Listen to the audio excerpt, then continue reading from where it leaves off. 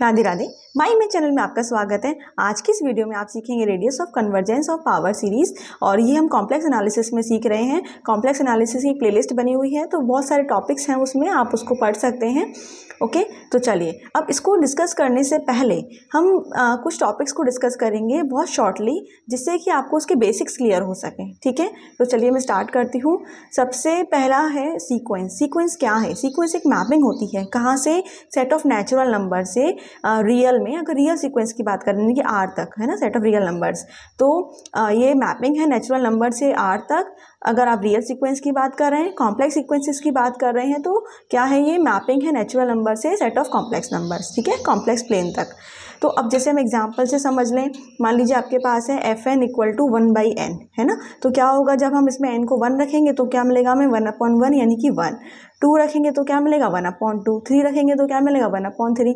तो 1, 2, 3 and so on हम रखते जाएंगे और आपको रियल नंबर्स मिलते जा रहे हैं। ठीक है, तो जैसे सीक्वेंस है तो सीक्वेंस को an से डिनोट कर देते हैं, है ना। तो मैंने यहाँ पे क्या लिखा? a1 equal to 1। a1 मतलब n को जब 1 रखा तो आपको 1 मिला, 2 रखा तो क्या मिला? 1/2 मिला, 3 रखा तो क्या मिला? 1/3 मिला। ठीक है, तो ये क्या है? सीक्वेंस की टर्म्स हैं। ठीक है, अब जैसे सेकंड एग्जांपल मैंने लिया है F N equal to -i⁴n/n। तो सिमिलरली इसमें हम n को 1 2 3 रखते चले जाएंगे और हमें टर्म्स मिलते चले जाएंगे a1 a2 a3। ठीक है, तो सीक्वेंस में हमें क्या मिलते हैं? n जो है डोमेन में रहता है, तो हम 1 2 3 रखते चले जाएं, नेचुरल नंबर्स पुट करते जाएं, तो आपको जो वैल्यू है फंक्शन की वो मिलती चली जाती है। ठीक है, तो हम इसको an से डिनोट करते हैं। तो ये हो गई बात सीक्वेंस की। अब हम आते हैं सीरीज़ पे। अब सीरीज़ क्यों मैंने टॉपिक लिया? क्योंकि पावर सीरीज़ की हम बात कर रहे हैं, तो हमें ये तो पता होना चाहिए कि सीरीज़ क्या है ना। तो बहुत शॉर्टली मैंने इसको बताया है। तो सीरीज़ है क्या?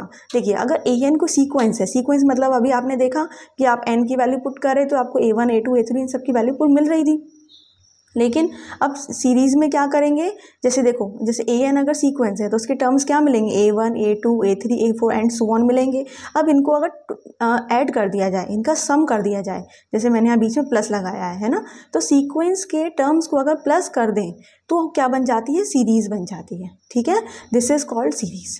ओके, तो जैसे फॉर एग्जांपल an अगर हमारा 1/n था, तो टर्म्स तो आपको पता थी, ये वाली टर्म्स आई थी, तो इनका क्या कर दें? एडिशन कर दें, यानी कि समीशन 1/n। ठीक, तो 1 + 1/2 + 1/3 + 1/4 एंड सो।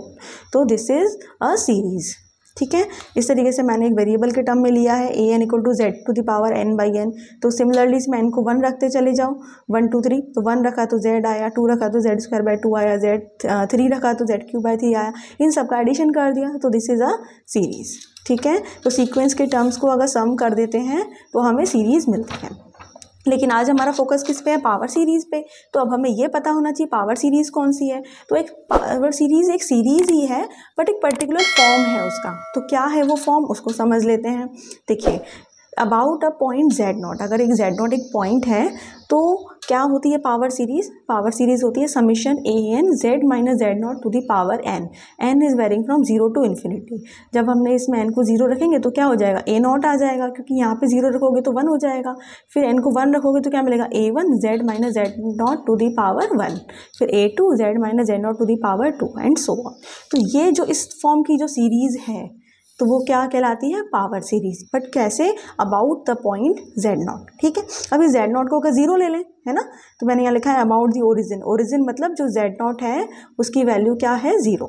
तो जब इसकी वैल्यू 0 पुट कर दोगे आप तो क्या मिलेगी आपको? ये सीरीज मिलेगी summation an z⁴n, where n is varying from 0 to infinity. ठीक है, इसके टर्म्स को हमने लिख दिया एक्सपेंड करके, तो हमें ये मिल गए, है ना। यहाँ z0 0 हो गया तो ये टर्म्स आ गई। तो ये क्या कहलाती है? Power series. ओके, तो यहाँ पे जो z है वो क्या है? कॉम्प्लेक्स वेरिएबल है। z0 को हम कहते हैं सेंटर ऑफ द सीरीज, और ये जो an है ये भी आपके क्या है? कॉम्प्लेक्स कॉन्स्टेंट्स हैं, क्योंकि अब कॉम्प्लेक्स में पढ़ रहे हैं ना, तो an क्या है? कॉन्स्टेंट्स तो होंगे, लेकिन वो कॉम्प्लेक्स में हो सकते हैं। ठीक है, i के टर्म में भी हो सकते हैं। अब ऐसे रियल में होती है जो पावर सीरीज, वो रियल नंबर्स होते हैं। ठीक है, तो इस तरीके से अब ये हम पावर सीरीज़ को इस तरह से डिफाइन करते हैं। तो जैसे एग्जांपल्स भी मैंने लिया है, summation n = 0 to infinity z⁴n/n factorial. तो ये भी क्या है? एक पावर सीरीज़ है। तो पावर सीरीज़ में बस आपको ध्यान क्या रखना है? एक z की पावर n होगी और इनटू में कोई an होगा। an मतलब कोई सीक्वेंस होगी n के टर्म्स में। तो अगर इसमें देखें तो इसमें an क्या है मेरे पास? 1/n factorial. इसमें an क्या है? 1/√n+3। ठीक है, तो इस तरह से हम डिफाइन करते हैं। अच्छा, अब हम बात करते हैं कन्वर्जेंस ऑफ अ सीरीज़ की, क्योंकि हमें तो रेडियस ऑफ कन्वर्जेंस पढ़ना है। तो पहले कन्वर्जेंस तो पता हो कि उसका मतलब क्या होता है, तो वो भी मैंने बहुत शॉर्टली डिस्कस किया है। देखिए, अब जैसे सीरीज़ है तो सीरीज़ में क्या है, सम हो रहा है ना टर्म्स का, तो अब वो जो सम हो रहा है टर्म्स का, वो उसकी वैल्यू फाइनाइट भी हो सकती है, इनफाइनाइट भी हो सकती है, क्योंकि आप ऐड कर रहे हो तो ऐड करके हो सकता है फाइनाइट वैल्यू मिले, हो सकता है इनफाइनाइट मिले। तो दो ऑप्शन है। अगर सम जो है sum of terms of a series जो है फाइनाइट या इनफाइनाइट हो सकता है। अगर वो सम फाइनाइट होता है तो सीरीज़ को हम बोलते हैं कन्वर्जेंट। ठीक है, series is called convergent series. And अगर वो इनफाइनाइट होता है तो वो क्या कहलाती है, डाइवर्जेंट सीरीज। फॉर एग्जांपल, मैंने एक सीरीज ऐसी ली है जो आप छोटी क्लासेस में पढ़ते हो, छोटी मतलब शायद 11th-12th में पढ़ते हो, वो जब जीपी आपको पढ़ाई जाती है। जैसे देखिए, सीरीज एक आपके सामने 1 + z + z² and so on, है ना।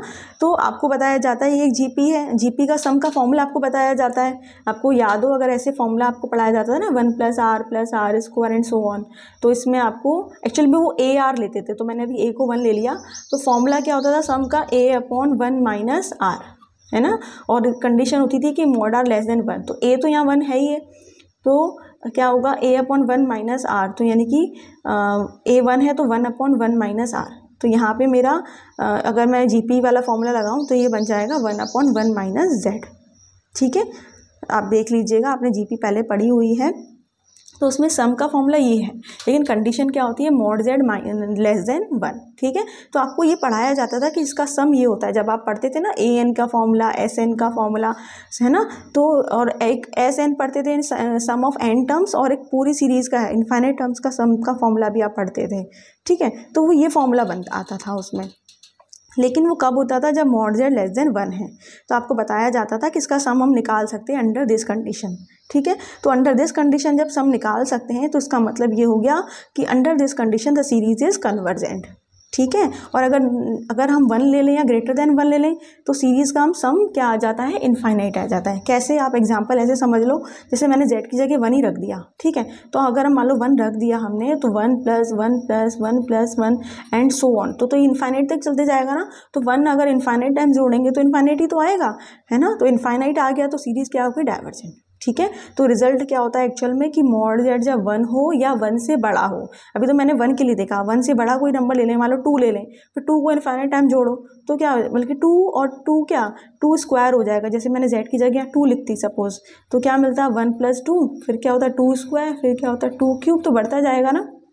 तो जोड़ने पे क्या मिलेगा हमें, इनफाइनाइट। तो मैंने एक ऐसा एग्जांपल लिया है जिसका सम आप ऑलरेडी जानते हो। ठीक है, क्योंकि कन्वर्जेंट डाइवर्जेंट के भी बहुत सारे टेस्ट होते हैं सीरीज़ में, तो वो अभी हम यहाँ डिस्कस नहीं कर रहे हैं। मैं आपको बस इतना बताना चाह रही थी कि जो सम है वो फाइनाइट या इनफाइनाइट कुछ भी हो सकता है, उसके अकॉर्डिंग उसका नेचर होता है।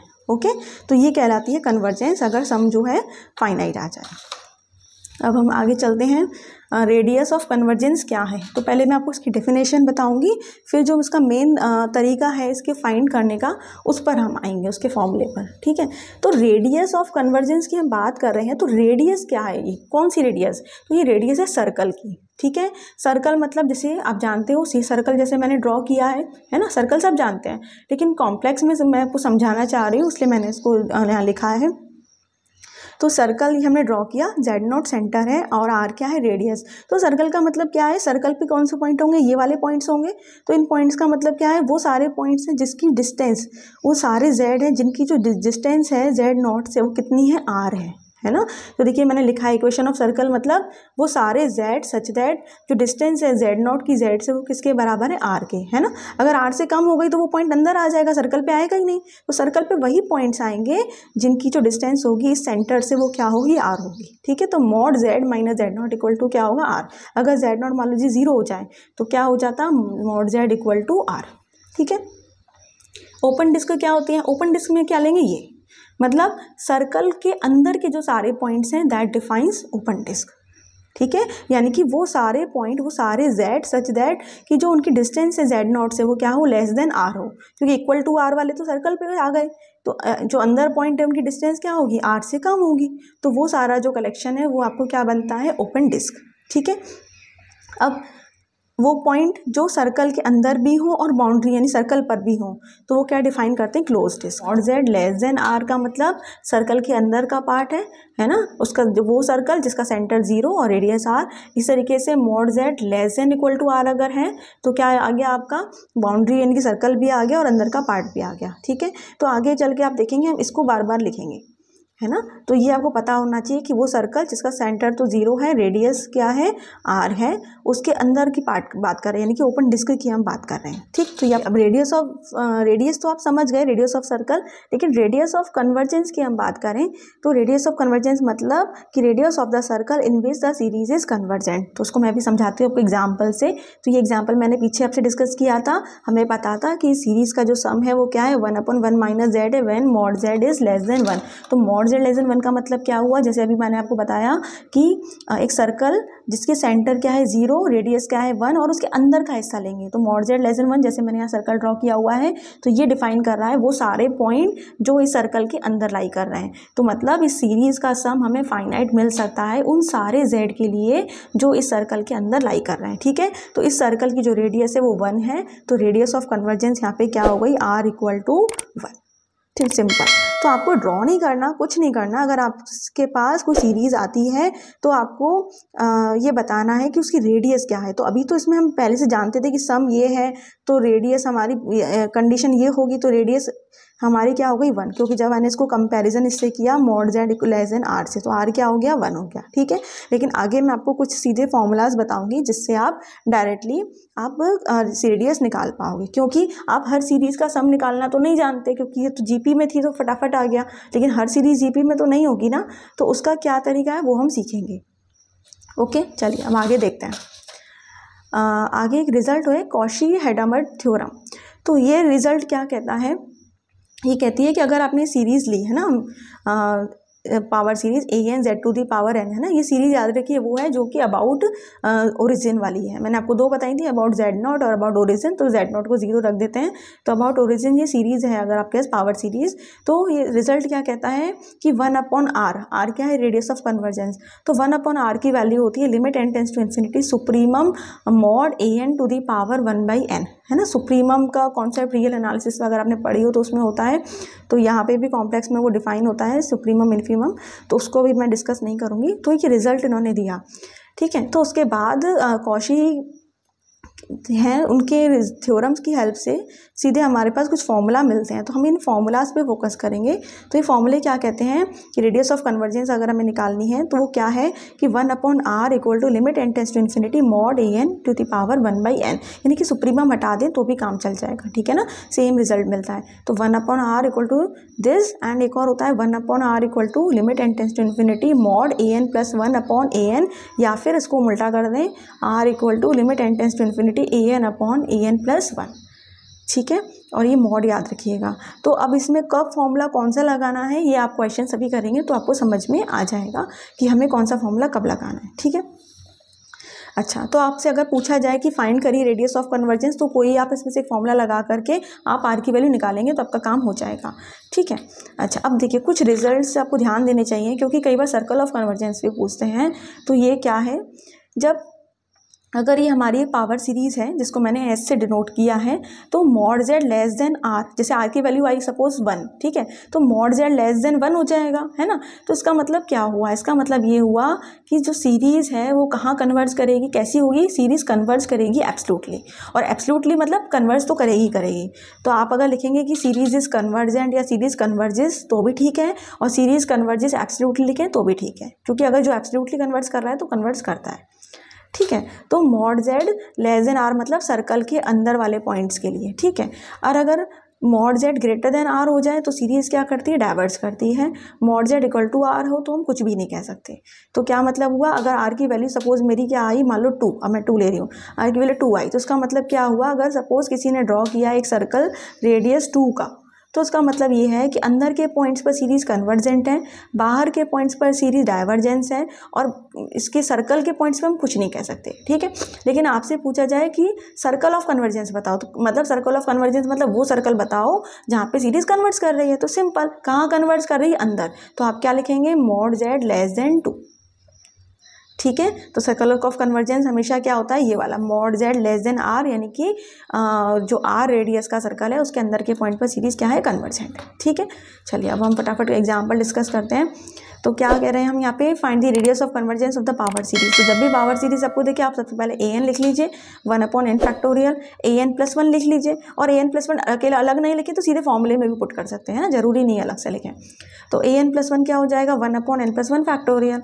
अब देखिए, अब आपको कैसे पता चलेगा कि r निकालनी तो है, लेकिन कौन सा फॉर्मूला लगाना है।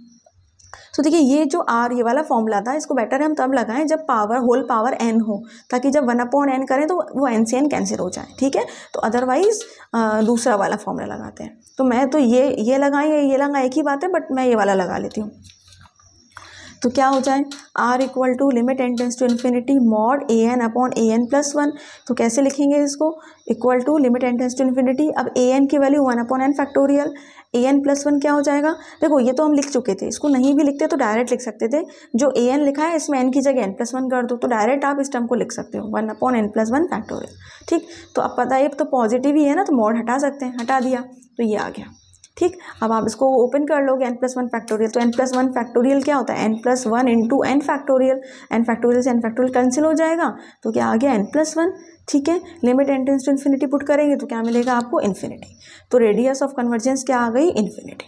ठीक, मतलब इनफाइनाइट रेडियस का कोई सर्कल होगा, उसके अंदर के हर पॉइंट पर सीरीज कन्वर्जेंट है। ओके, अगर यही सर्कल ऑफ कन्वर्जेंस पूछ लेता तो क्या हो जाता, mod z less then infinity. ठीक है, अब नेक्स्ट देखिए, इसमें भी कहा जा रहा है फाइंड करो रेडियस ऑफ कन्वर्जेंस। तो सबसे पहले an लिखा हमने 1/n⁴n। अब देखो, जैसे मैंने कहा था ना कि अगर होल पावर में n हो तो वो वाला फॉर्मूला यूज़ किया करो, जिसमें मैंने बताया था आपको मॉड an की पावर 1/n। ठीक है, तो अभी इसमें आप देखो an ये है, तो 1/r का फॉर्मूला में लगा दिया, an की वैल्यू पुट कर दी, n से n कैंसिल हो जाएगा, कि मॉड लेंगे तो पॉजिटिव ही रहेगा, n से n कैंसिल हो जाएगा, तो क्या आ जाएगा, ये कैंसिल हो गया 1/n, लिमिट ले ली तो क्या आ गया 0।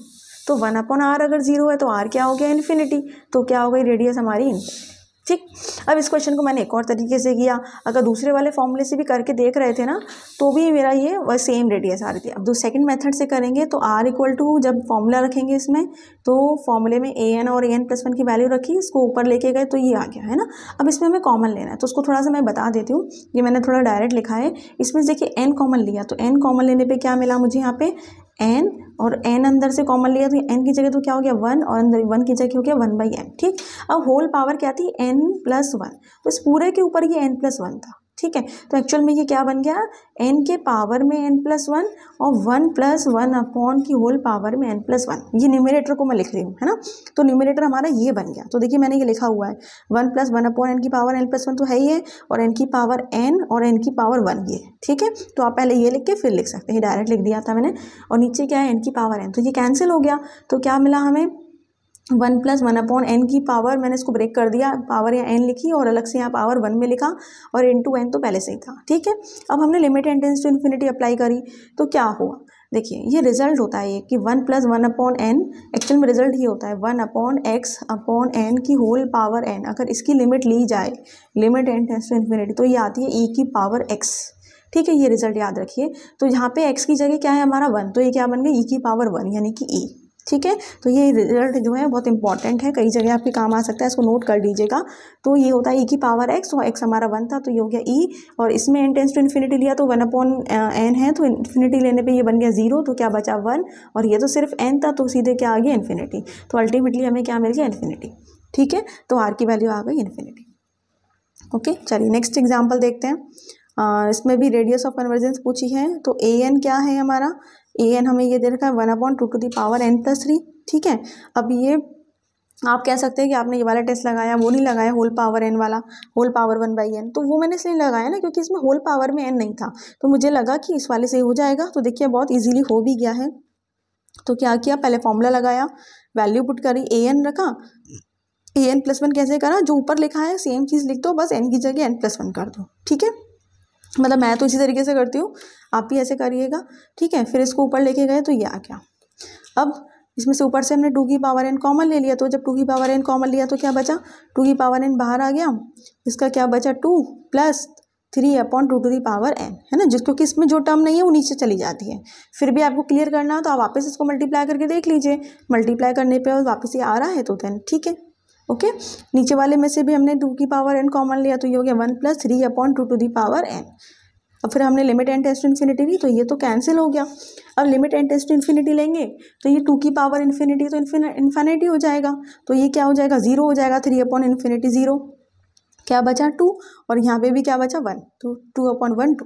तो रेडियस ऑफ कन्वर्जेंस क्या हो गई 2। अब इसमें आपसे कोई पूछे सर्कल ऑफ कन्वर्जेंस बताओ तो आप क्या लिखोगे, mod z लेस देन 2, क्योंकि मैंने आपको क्या बताया था, सीरीज कन्वर्स करती थी mod z less then r के लिए, ठीक है। तो सर्कल ऑफ कन्वर्जेंस क्या हो गया, mod z लेस देन 2। तो वो सर्कल जिसकी रेडियस 2 है उसके अंदर के हर पॉइंट के लिए सीरीज क्या होगी, कन्वर्जेंट होगी, ठीक है।